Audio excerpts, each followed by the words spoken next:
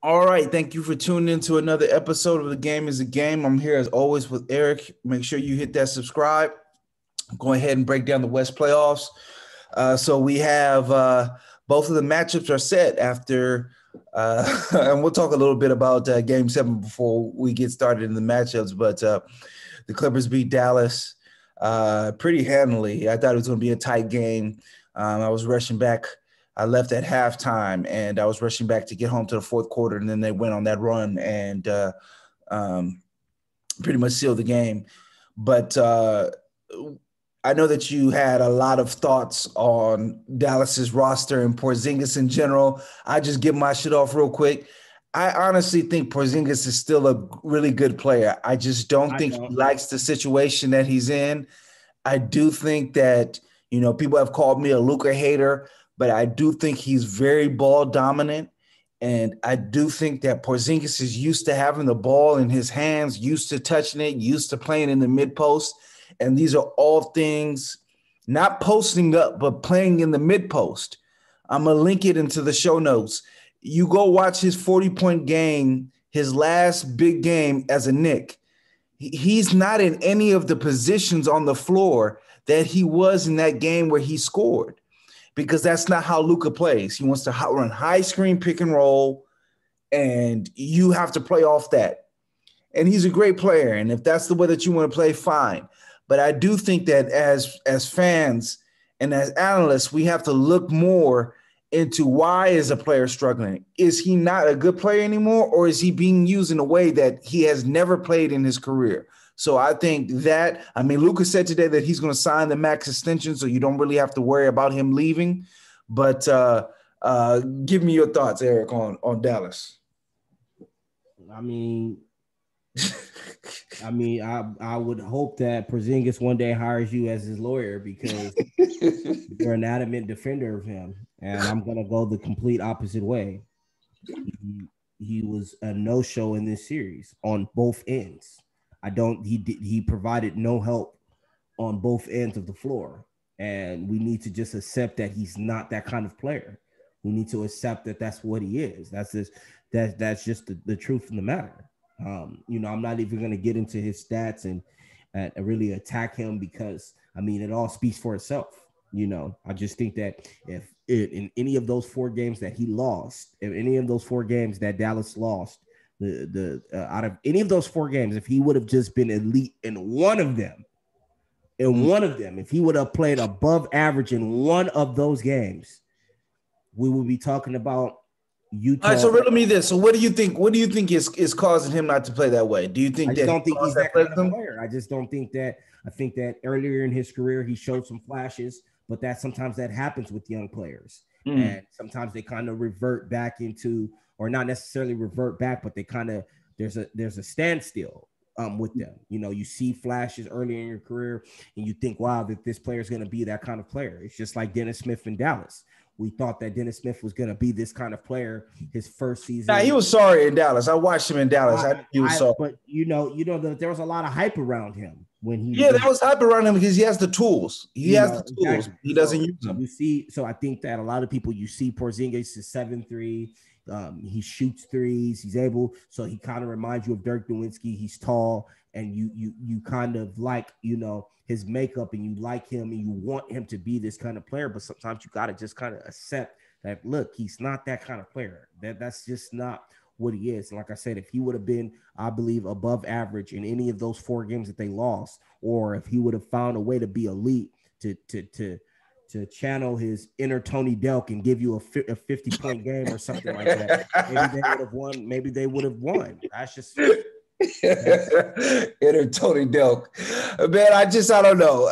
We'll see how it plays out. I'm sure they're going to probably look to trade him. He stated that he's unhappy. you can't. There's no way that You can trade everybody. no, there's no way. Everybody's tradable in the NBA. There's no way. Even with Luka coming out and saying he wants to sign his extension, that's great and fine. But that doesn't mean that he's under contract, but who's to say from 2 or 3 years from now he's not coming and saying, you know what, I'm done here. So Dallas needs to take a serious, hard look at their roster, and they need to improve their roster.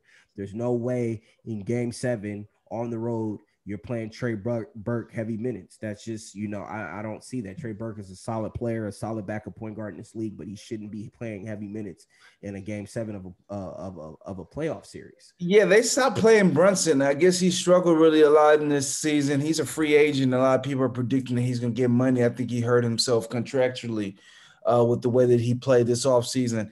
I do think that you could say that there's lack of shot creation on the team. I think that they were really worried about defense. My thing is, and I hear what you said about Luka. I just want to make this point really quick. And it's like I said, I think I said this on an earlier show. A point that Shaq always makes that I really like. Sometimes you have to take it out of the coach's hands. And to me, Porzingis, when you're on the floor and Luka is not on the floor, I just don't see why you're not being more aggressive or more assertive with where you want the ball and what you want to do. I know that's not everybody's personality type.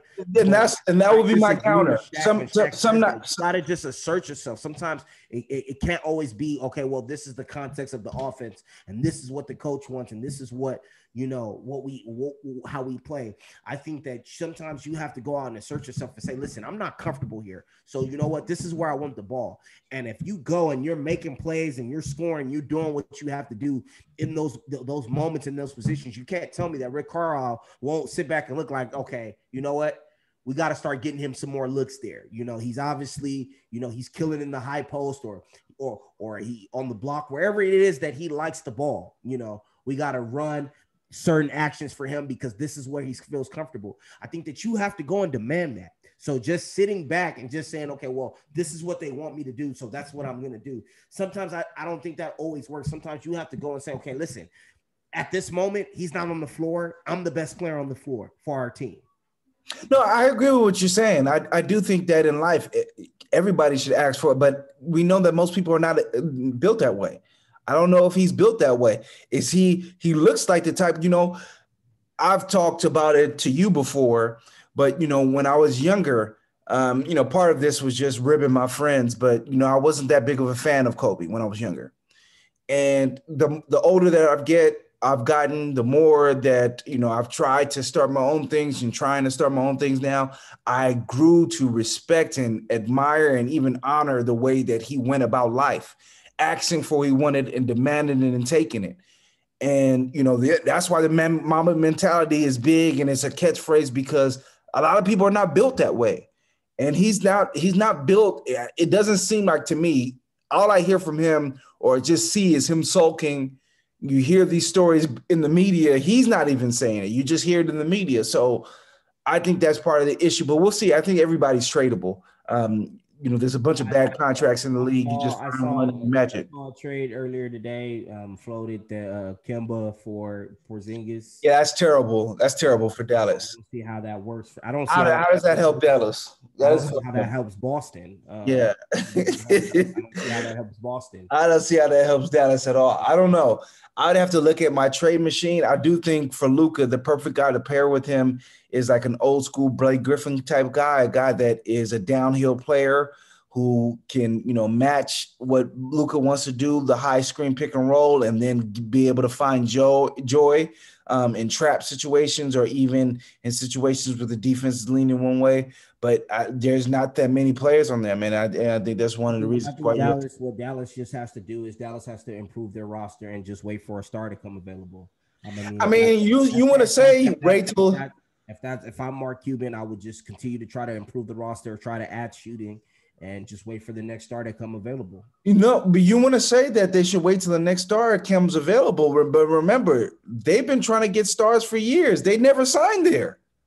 Yeah. The biggest guy that they got to sign there was DeAndre Jordan, and then he dipped. Not even DeAndre Jordan will be Chandler Parsons, right? Exactly. It'll be Chandler Parsons. They don't get nobody to sign there. So but I think that now with Luka Doncic being there, with Luka being there and being the kind of player he is, you would hope that, okay, a star sees Luka and says, you know what, that is a good spot for me. He's young. The team is up and coming. They have a good organization. They've won, in the most within the last 10 years, they've won an NBA championship. Uh, that's a good spot for me. So I would think that all rides on Luka being there. Yeah, that all rides on Luka being there. So we'll see how that situation plays out. So the end result of the Clippers winning that series is that they get Utah in the next round. Um, so we don't going to have the time to do a full breakdown of the actual series, but I actually am leaning towards, as far as pick, is the Utah Jazz. I think that I watched them a lot. I remember watching two games in particular from start to finish, Utah versus the Clippers, because I thought this was an interesting matchup. And this is one of those teams where I think Gobert really shines because the way that you put stress on him is pick and roll mavens, and this team doesn't really do that. They don't have guys that put Gobert in stress situations. The majority of the Clippers are one-on-one players. So I think that he's going to feast, and I think that they're going to have problems guarding Donovan Mitchell. Just what are your quick thoughts and predictions on that series? My quick thoughts are it's kind of the same. I think that the Jazz obviously are more a much deeper team than Dallas. Mm-hmm. And the Jazz, I like their roster a lot. Between Mike Conley, obviously we know what Donovan Mitchell and Rudy Gobert bring, but between um, uh, Mike Conley, Jordan Clarkson, uh, Bogdanovich, and Joe Ingles. I like their supporting cast, and also Royce O'Neal. So I like what the Jazz can do. I just hope that the Jazz having so much time off doesn't affect them between series. Obviously they jumped on the Grizzlies and got them out of there in 5, and the Clippers have been playing a lot of close games. So I wonder, is that going to have an effect on the Jazz that they haven't played in a couple of days compared to the Clippers where they've played the last 3 or 4 games have been hard fought games. So I just wonder, do the Clippers come out and jump on top of Utah, uh, being as they're the ones that have played more tough games in the last couple of days. So I think if I Utah. had That's to pick, if I had to pick, I think I'm going to go with the Clippers just because Kawhi Leonard's the best player in this series, and I think that this is a series where the Clippers are still the better team. I think the Clippers are still the better team, but like I said, I wouldn't be surprised if the Jazz won. But if I had to pick, I would pick the Clippers in 6. I think that Utah, is a good point that you made about Kawhi and the Clippers, just coming off of that game and, being ready to attack it and being ready to go. I think that part of the situation and the issue that you're going to have is for on Utah side, I think the rest helps them. Mike Conley, he left the last Grizzly games with a hamstring strain, and he was able to practice today. So I think that time off was big for them to getting him healthy. I do think that Donovan Mitchell, he's coming off that injury as well. So time for them is to get him healthy. I think Gobert kind of changes the calculus. I think it's just going to be hard for that adjustment period to living at the rim where the Clippers did towards the end, especially Kawhi Leonard was able to get any shot he wanted at the rim. To go from Maxi Kleber guarding you to have a Royce O'Neal guarding you with Gobert at the rim, I think that's just night and day. So I think it's going to take them some time to adjust to that. Also, I think Utah's crowd is going to get them through it. I think, they have one of the best home court advantages in the NBA for a bunch of different reasons, but I think that their crowd is going to help them through it. But yeah, game one is big. If the Clippers are able to steal game one, then yeah, I think that your prediction probably will lean on the right side. So I think that and Conley's injury, is he going to be able to play? Is he going to be 100%? I think those are the two big keys. Obviously, Quinn Snyder's a hell of a coach, so I don't expect the Jazz to come out and be super rusty, but it's just something to keep an eye on because they haven't played in so many days, and the Clippers have. Obviously, that happens a lot. If you look at the history of the NBA playoffs, when a team has longer time off compared to a team that's coming off Game 7, usually in that Game 1, you'll see the team that's coming off, that tough, hard fought series. They're just kind of more ready to go in terms of playing that game. But on the flip side, you have to ask yourself, does that fatigue start to set in for the Clippers as the series goes on? Just Yeah. that long series, and Kawhi had to exert so much energy in that game 6 and that game 7. So you start to ask yourself, okay, where does that fatigue start to set in that series for the Clippers? Yeah, so going to the next series, the Sun versus Denver. I mean, you were right on Denver. Yeah, so I'm gonna, take my victory lap. Go ahead, take your victory lap. Yeah, I'm gonna go ahead and take my victory lap, and I'm gonna take Damian Lillard out of it. But like I've said, for the last couple of years, Portland is fool's gold. They do that. They do this every year, and it's just unfortunate because Damian Lillard is a superstar. He's an elite player, and I don't think that he gets a lot of help. I think CJ is an elite player, but the rest of their team is just kind of hit or miss. We talked about a lot on the show about Rocco and the kind of player he is. I kind of like Rocco, but I think that he is a little bit overrated defensively. Obviously, Carmelo is still a solid player, but he's up there in age. And there's only so much that you can ask him to do at this point in his career. I think that Nurkic was severely dominated in the series by Jokic. Severely dominated by Jokic in the series. But still, with all that being said, you would have to, even looking back, you have to kind of scratch your head and ask yourself, how didn't Portland win that series with, Barton and Murray being out? I think that a lot of the blame has to, go on Terry Stotts. Not getting his team up and making the adjustments to win the game. But ultimately, I think that Portland kind of like the same what I said about Boston. I think Portland needs to be very careful because they have kind of walked around. I won't say they kind of walked around, but just from the outside looking in, it's just this whole idea that, Damian Lillard is a very loyal player and Dame's not going anywhere. Dame says that he wants to be here. But at what point is enough?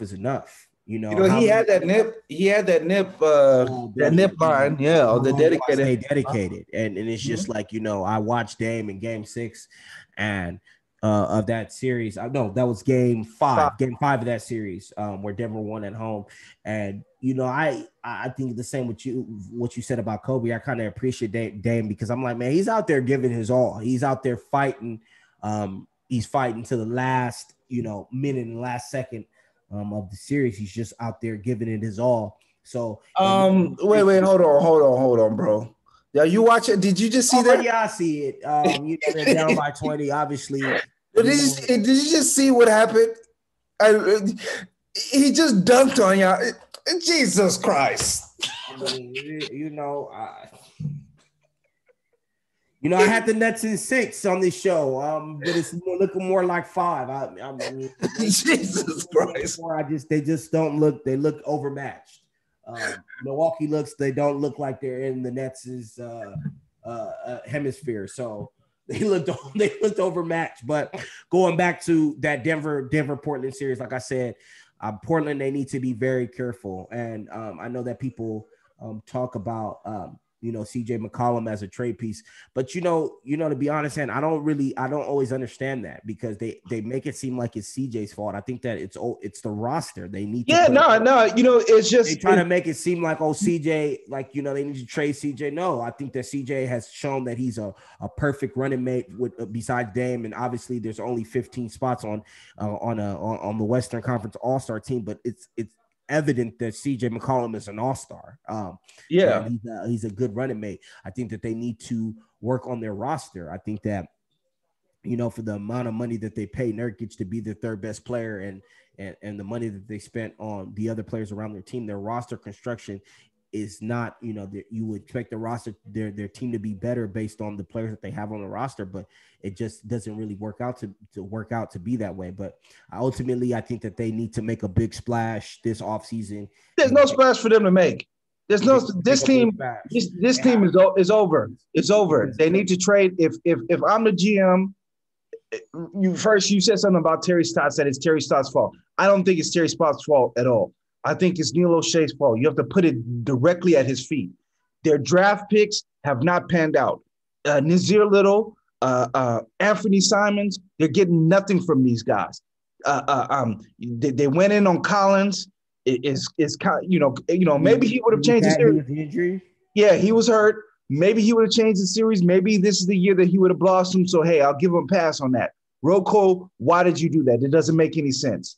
They just have not built this roster. They're still looking for a 6'8" and D guy. Still, it just doesn't make sense. So you have to put this barely at his feet. And his Dame, it's like, what do you want? Like, hey, if you're happy, I know I agree with you as far as the GM, but I just think that when I talk about Terry Stotts, I just think that you have enough to win that Denver series. Yeah, I mean, yeah, they could have. They could have won that series, but you know, you need to put your players in a position to be successful. Yeah, part of it was Nurkic. He just got his lunch took. I didn't expect him to get his lunch took like that. He got his lunch took, and you know, and you talked about you talked about Porzingis. I don't know if you remember in the post game. Did you see Nurkic's post game? And they asked him, "Oh, do you want to be back?" And he said, "In the right situation." He didn't say, "Oh, I want to be back." So you have to wonder what he's alluding to when he says that. Is he happy? Was he happy with his role on the team? Does he feel like he's getting enough touches? You have to ask: are those some of the things that they're alluding to? But ultimately, like I said, in that Denver series, I think that Portland has enough. They need to be very careful because, I think that because Dame has shown so much loyalty to them and has never asked for a trade, has never came out and publicly scrutinized the team. I think that they need to be very careful. It's the same thing, like I said, with Boston. They need to be very careful with this Jason Tatum situation because I think that players are only going to take so much before they're like, you know what, I've had enough of losing. Send me somewhere else. Yeah, with Dame, it just depends on what he wants. If he's happy and he wants to stick it out in Portland, it's your life, brother. You do what you want to do. If it's me, I would have been gone. If I'm the GM of the team, I'm trading him. And the reason why I'm trading him is he's 31 years old. You're trading Dame? Baby, huh? I would trade him. No, come on, bro. I would trade him. Because this is the thing. This is Eric, let me speak on it for a second. Let me speak on it for a second. This is the thing. They're stuck. They have to have heroic performances from Dame just to make it to the playoffs now. This is the second season in a row where he's had to go Super Saiyan for them to even make it to the playoffs. There's teams that are coming up beneath them. What if the Pelicans get their stuff together? What if the Kings get their stuff together? They were close this year. There's a lot of – listen, you as a GM, you have to be – I don't know what this job security is. I know that Dame is a legend in Portland. He's probably after Bill Walton, he's probably the greatest – Blazer of all time. You have to say maybe Bill Walton because he has a title, but I probably would give it to Dame. But you have to look for it. This team is stuck. If you can get a king's ransom, there is no way in hell you trade Damian Lillard. I would trade him. He's in his prime. It's not his fault. No, it's not his fault. It's not his fault. We're stuck, bro. I know what you're saying. You're not saying that it's Damian Lillard's fault, but you're saying the roster is constructed. They're stuck as a team. Yeah, they're stuck. What I'm saying is, if you trade Damian Lillard, that does nothing for you in the future. In my assessment, as it pertains to superstars. Well, you didn't, but they drafted Damian Lillard 10th. They didn't know he was going to be a superstar. What I'm saying is, if they come out and they trade Damian Lillard and Damian Lillard doesn't ask for that trade, I think that superstars around the league will feel a certain type of. I think that they will feel five times. No. Superstars. I think that superstars will feel 5 times. They will be 5 times more mad than they were with the Isaiah Thomas situation. You don't trade Damian Lillard, so you can go ahead and you can kiss free agents goodbye for the next 15 years. No, I agree. I'll be honest with you. If you do that, you're not going to say, okay, well, yeah, we're going to trade him and we're going to just build our team through the draft. You're not winning an NBA title. That the NBA is not constructed like that anymore, where, yeah, we're just going to draft and we're going to win a title based on the team that we drafted. And besides the Warriors, and let's be honest, the Warriors are the anomaly. No one else around the league is doing that. What I'm saying is, I'm not saying that, hey, you trade him, you put him on the market. I'm saying you have a conversation with Dame. Like, Dame, what do you want to do? If you want to stay, if Dame wants to stay, then it stays. It starts with Dame. If he wants to stay, then let him stay. But what I'm saying, if there's any inkling, if he's that Instagram post leads me to believe that he's questioning. No, I think he's questioning too, but I think that if you're Portland, you don't just trade him. You have to work with him. No, you have to work with him. But I think if you're Portland, the move, if I'm Portland and I'm the GM, I say, listen, any moves we got to make a splash. We can't just, I think that this year, this offseason, they kind of came back and retooled the roster. They signed, let's talk about some of the players they signed. They signed Harry Giles. They signed, they traded Gary Trent for Norman Powell. They kind of retooled their roster. They got Robert Covington, and they kind of, let's run it back with a retool roster. And I don't think that you can retool the roster again. I think that they need to make a big splash. That has to be your goal in the offseason. You have to find a player, another superstar caliber player to pair with Damian Lillard. Now, obviously, what I said about CJ McCollum earlier, CJ McCollum is the obvious, is a good running mate for him. But if he has to be included in the trade, then you have to do what you need to do. But I don't want that to be a thing where it's like, okay, it's CJ's fault, because it's not CJ's fault. But sometimes you have to trade some of your good players to get a bona fide superstar, and that's what they need to do. They need to get a bona fide superstar and put him next to Damian Lillard. That has to be the goal. Yeah. So yeah, we'll see. We'll break it down when we do the Blazers season review. But we'll talk about the game that's kicking off tonight in the series. I'll just give my prediction real quick and then follow up with the analysis after that. I like the Suns in this series, and then the biggest question that I have. Is CP3's health, but Ayton, he played well versus the Lakers. He played well even when Anthony Davis was healthy, dominated Andre Drummond. This is obviously a completely different level of player, a caliber of player that he's about to play in Jokic. He's really the only big that they have that can truly handle Jokic. They have Kaminsky off the bench. They have Saric off the bench.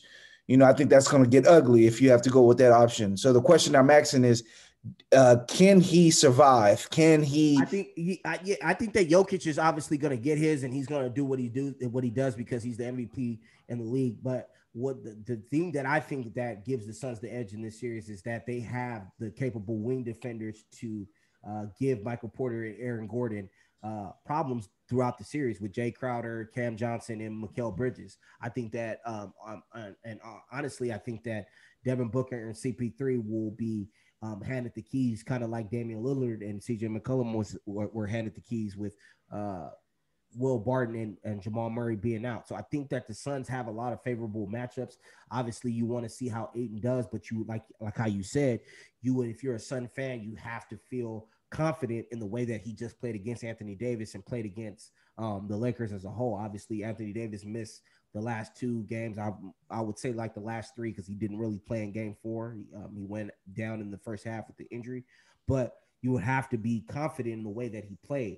Now, obviously, Jokic is the MVP. I think Jokic is going to get his. You're not going to really stop him from doing what he does, but I think that the Suns overall are more equipped to deal with Denver as a team than the Blazers were. So I'm going with the Suns, and I think that the Suns probably win the series in 5 or 6.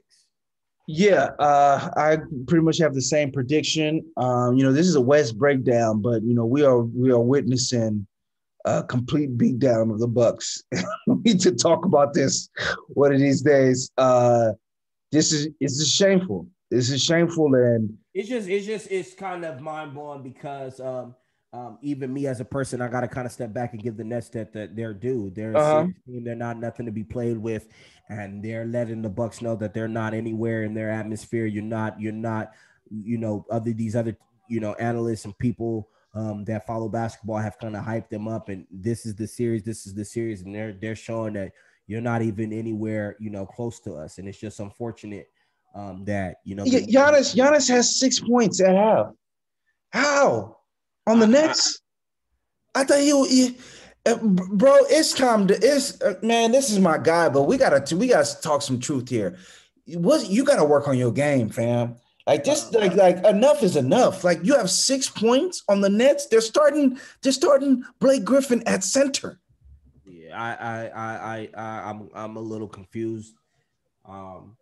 I mean, like I said in the East breakdown, I know what's coming this offseason. I know what's coming. I think he's gonna feel it. They're gonna start saying that he's overrated. He's not that kind of player.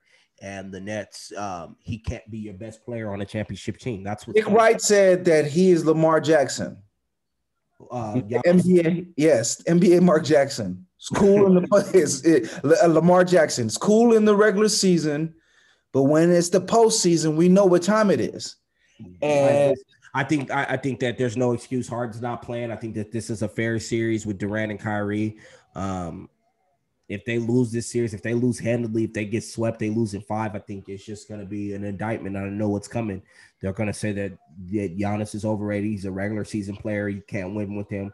He has to be your second best player or your third best player. He can't be your best player on a championship team. I know what's coming. I can't believe what I'm watching. I just can't believe what I'm watching. I can't believe the way Middleton's playing. I can't believe. You know, when I picked the Nets in 6, remember I told you that the Nets have more horses than the Bucks, and that's just they do. But more horses than that. And I think that's a game of basketball. Who has more horses and who can dominate? You don't have as many horses as the Nets, and it is what it is. It's just and the thing about it is we have to ask ourselves. Is Giannis a horse? Is he a horse at this point? No. I mean, I think it's been answered. He's not. So the Nets have 2 horses and the Bucks have 0. The Bucks have maybe Holiday's a solid he's a good player. He's a good Holiday's a solid player. Not this. I don't think that this is not shots. An indictment. I don't think this is an indictment of the Drew Holiday trade being bad. I think that you have to ask yourself, is Giannis a number 1 player? I think that some people will say that I'm crazy, but I think if you put Drew Holiday on the Dallas series, Dallas wins that series. If you put Drew Holiday on Dallas, they win that series. You know, and it's funny because we were just talking on the last one. Check out the East breakdown. We were talking about no. It's actually this one. We're talking about the West with Luka, about the player that you need to pair with him. And you know, they were wanting Giannis. They were holding out hope that Giannis would come. And, you know, the more and more I watch it, I think that probably would have been the best situation with him to play with the Luka, to play with someone who has a ball in his hand, and then he can play and dive and attack 2-on-3 situations, and he can live at the rim because it's just, you know, and I was listening to, you know, Zach Lowe and Bill Simmons and a lot of the NBA podcasts, and they were all saying, you know, maybe this is the year that they figured it out because Holiday could be the primary ball handler, and then Giannis could set screens and he could dive. And in my mind, I'm like, listen, fam, you can't be a great player with someone else with the ball in their hands. The ball has to be in your hands. But you know what? The thing about it is, I think that, you know, sometimes us as fans and media, we watch some of the players in our league and we hold some of the players in our league to the standard of LeBron and James Harden and Steph Curry and Kevin Durant. And it's like, we got to just realize that those are our special players in the league. And we just got to give them their flowers. No, seriously though. You got to just give those players their flowers, because James Harden, and you know, for all the negative that he gets around the league, James Harden, you can put on any, I believe you can put on any team with a decent roster, and you can say, man, okay, this team has a chance to go to the Western or Eastern Conference Finals, you know, just because of the kind of player he is. And I think that we hold certain players to this kind of standard, and I think that we've held Giannis to that standard. Like, okay, Giannis, are you that kind of player? And maybe he's just not that. That doesn't mean that he's not a great player. That doesn't mean that he's not an all-star, but maybe he's just not capable of being that kind of player. That's just all that means. And that doesn't mean that you're not an all-star. Doesn't mean that you're not a good player. But those LeBrons, those Steph Currys, Harden, Kevin Durant, those kind of players where, you know, it doesn't matter what team you put them on, they're going to ascend their play. They're going to ascend the play around others, their teammates, and it doesn't matter what you do to them defensively. They're just going to get theirs. They're going to figure it out through the series. They're going to figure it out through games. Maybe Giannis is just not that kind of player. Maybe that he's the kind of player that he's an all-star, but the team and things have to be set up a certain kind of way for him to be successful. And there's nothing wrong with that. We need to start accepting that more about our players, and we will. I think that maybe some of these teams will be better off if they start to accept that, and maybe they will start to not have this expectation out of their all-stars and their superstars. No, I mean, I think it's just, I don't think it's too much for a team to ask for a player to play the same way that he played in the regular season. But I mean, not even jump your game up. Just play the same way that you played in the regular season. But you're a person that has taught and showed me that obviously, in the regular season, teams don't have a chance to game plan for you. Yeah, that's true. When you're playing 3 games in 4 nights, and you're 3 of those games are on the road, what opportunities does the coach really have to game plan for all of these players in those 3 games? You don't really have a lot of chance to game plan and sit there and dissect a player and dissect teams and what they like to do. So obviously the regular season is going to be a little bit different. Obviously in football, every game is played. Every game is a game plan. Mm-hmm. Every game there's a game plan behind every game. In the NBA, you're just not equipped to do that because how compact the season is and how things are and how rugged the season is. You're on a plane, you're in this city one night, you're playing this game, you're down by 20, and you still got 2 games left in 3 days. So it can be a lot. So to ask him to always play like he did in the regular season, yeah, I mean, that's a good point, but still at the same time, it's not the same game. It's not the same game. They're game planning for him. Yeah, it's not the game. We just gotta, like you said, maybe a situation with Luka, maybe he needs to be with another superstar. And yeah, maybe he's I just thought I thought they're not gonna build there's no wall for the Nets to build. They're not even playing DeAndre Jordan. Remember, one of my keys was they had to play. Are they going to play DeAndre Jordan or are they not going to play DeAndre Jordan? Who guards him? Chioza, Durant. They got Blake on them. But you remember, I just think that the Nets, when they traded for James Harden and they traded away Jared Allen, Karis LeVert, obviously Spencer Dinwiddie's out for the season with the ACL injury, and people said, okay, they can't defend. But I just don't think they care. They don't care about that. They know that you can't score as much as them. You can't. It doesn't matter about our defense. You can't beat us because we're gonna score more than you. We're gonna dominate you. It's true. It doesn't matter. It doesn't matter about your defense. We don't care about that. This is my counter, though. They have 41 points at half. They're not even scoring. But is that an indictment? But we got to go back to, is that an indictment on the Nets? Look at halftime. Or Milton, 9 of 34 for the series, 8 of 11 at half. Giannis, 6 points, 3 of 8, 0 of 1. They're not even scoring. They're not even scoring. And like I said, I thought Middleton, Giannis is not playing well either, but I thought Middleton, 9 of 34. I thought that this was a series where he could feast and eat. I still like the Nets to win the series. I said the Nets in 6, but I thought this would be a series where he could feast and eat. Man, I think this is a sweep. I think they're coming out. I think the Nets, from what the looks that I see on people's faces, I think they're about to get swept. Yeah, man.